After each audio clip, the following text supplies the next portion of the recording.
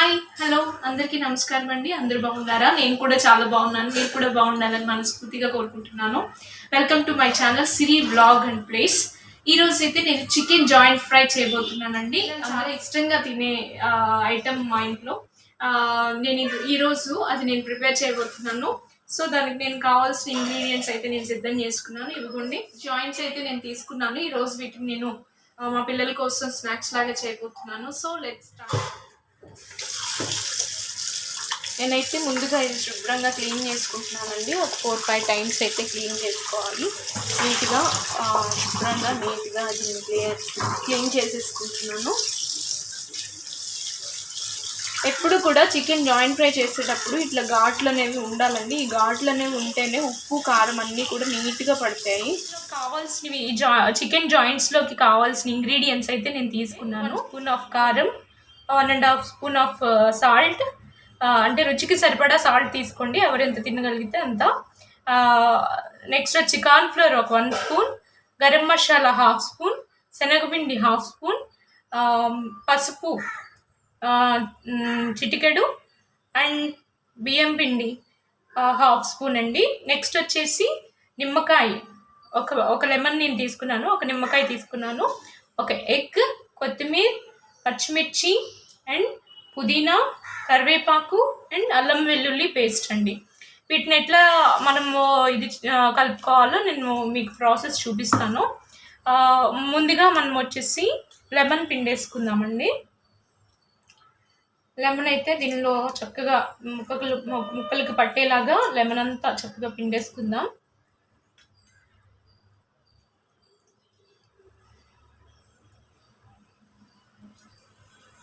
Lemon పిండుకున్న తర్వాత చక్కగా ఇదంతా ముక్కలకు పట్టేలాగా ఒకసారి ఇట్లా కలుపుకుందాం.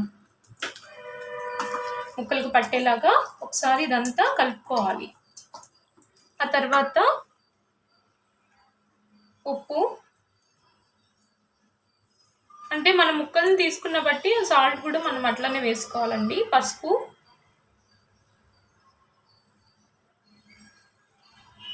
శనగపిండి, క్రిస్పీ కోసం అండి శనగపిండి అండ్ బియ్యం పిండి లైట్గా, బియ్యం పిండి వేయకూడదు, చిన్నగా ఒక 1/2 స్పూన్ వేసుకోవాలి. గరం మసాలా, బియ్యం పిండి, కారం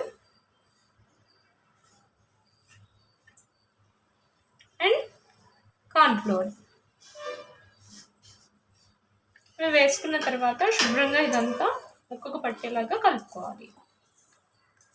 ఈ ఉప్పు, కారం, పసుపు, కార్న్ఫ్లోర్, శనగపిండి, కొంచెం బియ్యం పిండి ఇవన్నీ కలిపి మనం చక్కగా ముక్కలన్నింటికి చక్కగా పట్టేలాగా కలుపుకోవాలండి. అన్ని ముక్కలకు చక్కగా లోపల దాకా కలుపుకోవాలి. ఈ లోపల ఇలా ఘాట్లు పెట్టారు కదండి, ఘాట్లు లోపలికి వెళ్ళేలాగానే మనం చక్కగా కలుపుకోవాలి. నెక్స్ట్ వచ్చేసి కరివేపాకు ఇలా తుంచుకుని వేసుకుంటే స్మెల్ కూడా చాలా బాగుంటుందండి. అలా వేయకుండా ఇలా తుంచుకుని వేసుకుంటే స్మెల్ బాగుంటుంది. తర్వాత అల్లం వెల్లుల్లి పేస్ట్ వేసుకుందాం. ఇది కూడా చక్కగా ముక్కలన్నింటికి పట్టేలాగా కలుపుకుందాం. ఆ తర్వాత ఎగ్ వేసుకుందామండి.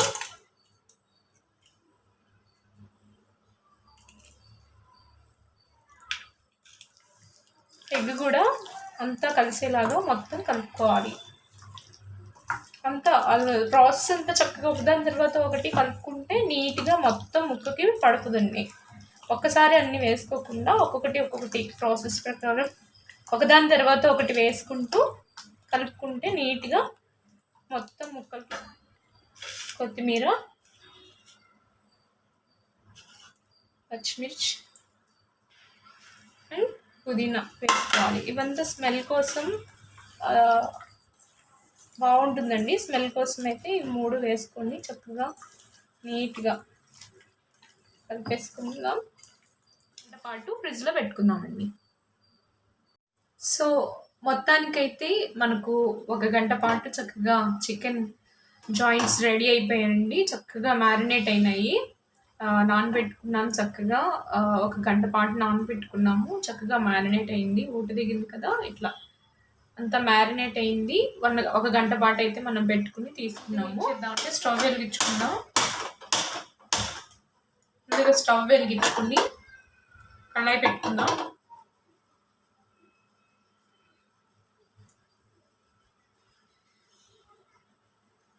కళాయి పెట్టుకున్నాక ఆయిల్ వేసుకుందాం. ఆయిల్ మనకు లెగ్ పీస్ మునిగే వరకు మనం చక్కగా ఆయిల్ వేసుకోవాలి. ఇది నేను అంతకుముందు ఆన్ టైం యూజ్ చేసిన ఆయిల్, 1 or 2 times మనం ఈ ఆయిల్ మనం యూజ్ చేసుకోవచ్చు. సో ఆయిల్ని బాయిల్ అవనిద్దాం. ఆయిల్ని బాయిల్ అవనిద్దామండి. ఆయిల్ మరగబెట్టుకోవాలి కొంచెం, మీడియం ఫ్లేమ్ వరకు.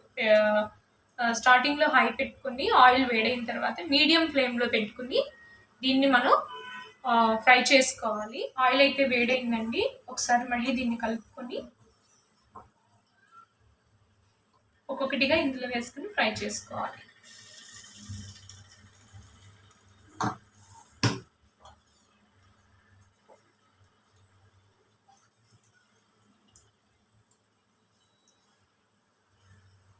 ఓవర్ హీట్లో మాత్రం వేయకండి. ఓవర్ హీట్లో కాకుండా చక్కగా లిమిట్లో ఆయిల్ చక్కగా మామూలు వేడైన తర్వాత వేయాలి. ఓవర్ హీట్లో వేసిన ఏంటంటే మాడిపోతుంది, లోపలంతా కాలదనమాట. సో అందుకని మనం ఏం చేయాలంటే ఆయిల్ కొంచెం వేడైన తర్వాత వేసుకుంటే చక్కగా నెమ్మదిగా బాయిల్ అవుకుంటూ వస్తుంది అనమాట.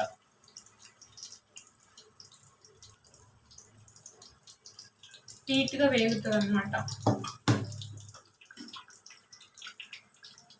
మీడియం ఫ్లేమ్లో పెట్టుకుని దీన్ని మనం బాయిల్ చేసుకోవాలి. వేసిన 2 నిమిషాల వరకు దాన్ని మనం కదపకుండా ఉంచాలండి. అలా ఉంచితే చక్కగా అది లోపల అతుక్కుపోకుండా మనకు లేస్తుంది అనమాట పీస్ అనేది.